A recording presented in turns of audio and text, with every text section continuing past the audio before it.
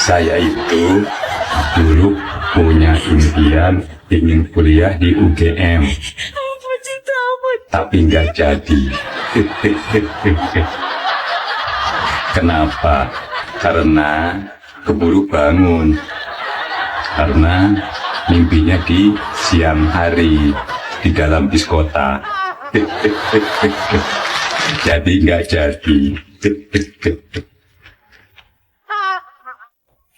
Soal dugaan ijazah palsu Jokowi yang kembali mencuat, respon Jokowi. Ya itu apa ya, fitnah murahan yang diulang-ulang terus. Fitnah murahan yang diulang-ulang. Kalau emang itu cuma fitnah murahan, kenapa nggak sekalian aja tunjukin ijazah aslinya secara terbuka dan transparan?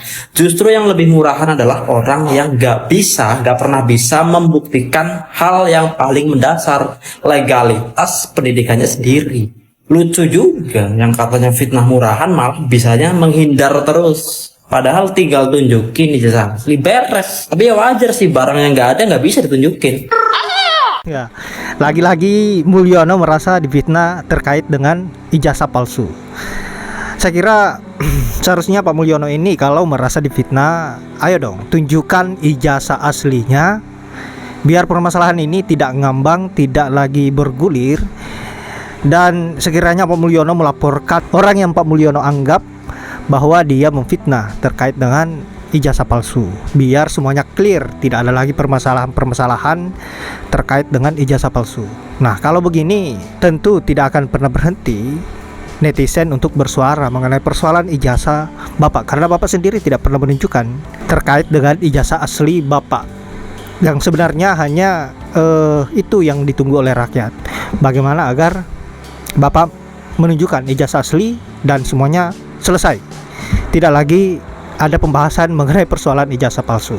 Nah, sahabat-sahabat, untuk itu kita lanjut dulu bagaimana komentar-komentar yang sangat menohok dan cerdas mengenai persoalan kasus ijazah palsu ini.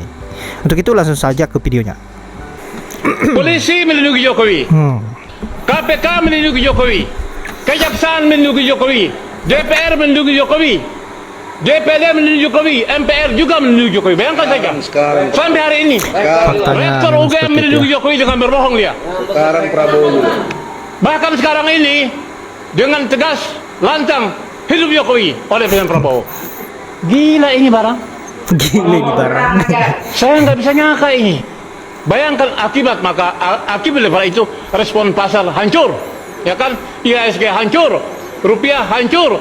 Kemudian terjadi capital outflow, lari keluar uang-uang investor, dolar hancur, rupiah hancur. Artinya apa?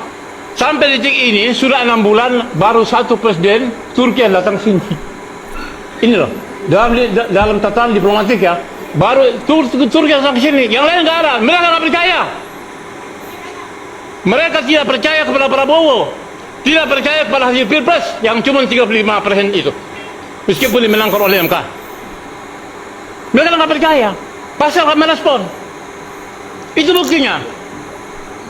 Jadi jangan kita melihat bahwa kemudian kemarin itu mahasiswa demo gelap. Ya, saya kira setelah Lebaran ini akan dahsyat.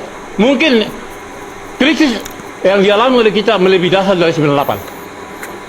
Kenapa demikian? Hari ini kita sudah merasakan. Ya kan? Nah, oleh sebab itu teman-teman TPUA, Bang Egy dan semuanya ini, kita tetap maju terus, ya kan? Sobat The Press, kasus ijazah palsu Jokowi ini menjadi pelik karena tidak ada pihak yang bisa menunjukkan ijazah aslinya, termasuk Jokowi sendiri. Sementara yang beredar selama ini hanya fotokopi ijazah yang gambarnya bertebaran di platform digital. Fotokopi itu pula yang dijadikan alat bukti oleh penyidik hingga ke pengadilan. Selama ini, setiap kali kasus ijazah ini mencuat ke publik, bukannya ijazah asli yang ditunjukkan, tetapi justru drama-drama tentang pertemuan Jokowi dengan teman sekelasnya atau testimoni orang-orang tentang masa kuliah Jokowi dan lain-lain. Drama-drama yang dibuat untuk mengalihkan perhatian publik dari masalah pokoknya, ijazah palsu. Jokowi memang biang gaduh. Dia bikin kacau Indonesia. Dia bikin rakyat tambah susah. Salam Pancasila. Bang, pikiran nih. Biang keladi, gaduh dan kacaunya Indonesia saat ini. Kenapa saya bilang begitu? Sebenarnya ini adalah masalah yang sepele, yaitu Sepele ya? Jokowi harusnya berani berpidato sebagai presiden ya, menyampaikan kepada rakyat Indonesia bahwa masa kerjanya terganggu pandemi COVID-19. Jadi masa kerjanya yang harusnya 5 tahun pada periode kedua terganggu 3 tahun, itu ada pandemi COVID-19 yang mana kita tahu itu sangat menghambat kinerja dan kegiatan sosial masyarakat seluruh dunia. Nah, andai saja Jokowi berani menyatakan itu dalam pidatonya kepada rakyat, saya rasa persoalan-persoalan sekarang ini tidak akan terjadi. Ya, justru kebalikannya, Jokowi memendam, ya, memendam merasa tidak puasnya itu, lalu kemudian dia menyampaikan kepada partai pengusungnya, yaitu PDIP, ya, dengan alasan apapun ditolak oleh PDIP karena PDIP tidak mau dianggap sebagai partai pelanggar ya demokrasi, karena ya PDIP kan partai demokrasi, masa mau melanggar demokrasi seperti itu. Nah, ketika ditolak, kemudian Jokowi memutar otak, kemudian memutar haluan, lalu bernegosiasi dengan Prabowo dan Gerindra. Rupanya negosiasi itu diterima, lalu kemudian digalanglah kekuatan untuk mendukung ide tersebut. Ya, yang terjadi kan seperti itu. Motivasi Jokowi ingin memperpanjang masa jabatan itu ada dua. Yang pertama adalah murni hal baik, yaitu Jokowi merasa belum cukup waktu untuk menuntaskan janji-janji politiknya saat kampanye kepada rakyat Indonesia. Yang kedua, karena dia ditagih oleh para pemodal, ya, para pemilik uang yang membantu secara finansial atau pembiayaan yang sangat tinggi ya untuk pencalonannya dan pemenangannya dalam pemilihan presiden. Ini kan jelas para pemodal itu pasti nagih karena dia mengeluarkan modal, namanya pebisnis, namanya pengusaha, ya tentunya nggak mau rugi. Maka Jokowi dituntut, kemudian Jokowi melakukan manuver. Ya, nah, manuver itu ternyata ditindaklanjuti dan disambut dengan baik oleh Prabowo, Gerindra, dan kemudian digalanglah kekuatan besar, yaitu Koalisi Indonesia Maju yang terdiri dari 13 partai lebih. Nah, inilah yang akhirnya menyebabkan sengketa atau perselisihan sampai saat ini.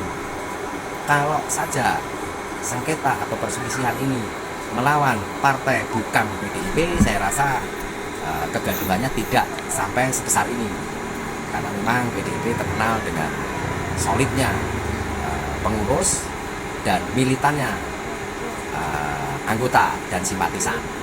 Jadi kalau ini dibiarkan terus-menerus, saya rasa pertarungan dan perselisihan akan menimbulkan kegaduhan yang semakin besar. Nah, inilah gambling politik yang tidak dipahami oleh Jokowi. Ya, harusnya Jokowi belajar lagi sama siapa? Peci merah, IQ tinggi. Nah, bedanya nih. Jadi pembisik-pembisik Jokowi ini kualitas IQ-nya mungkin jauh di bawah saya. Kalau saya pasti menyarankan hal-hal yang tidak sampai menimbulkan letupan masif, ya, menimbulkan kegaduhan yang skopnya besar atau skalanya besar. Kasihan rakyat Indonesia yang selalu menjadi korban perselisihan, perseteruan, pertengkaran para elit-elit politik dan para elit-elit pemodal. Ya, jadi sampai sini jelas ya. Jadi sebetulnya ini kesalahan awal itu karena Jokowi tidak berani menyampaikan niat baiknya kepada rakyat Indonesia. Begitu kira-kira. Bagaimana pendapat kalian? Setuju gak? Kalian bayangkan, andaikan kalian mendengarkan pidato Jokowi saat dia presiden, dia sampaikan bahwa dia ingin mengabdi lebih karena kemarin ada COVID, ada begini, ada begitu, sehingga dia merasa janji-janji politiknya kepada rakyat belum tuntas. Saya rasa kita semua akan memahami dan memaklumi, sehingga gejolak yang muncul saat ini tidak sebesar dan separah ini. Begitu kira-kira. Selalu saja peci merah selalu unggul, IQ tinggi, sang Pancasila merdeka.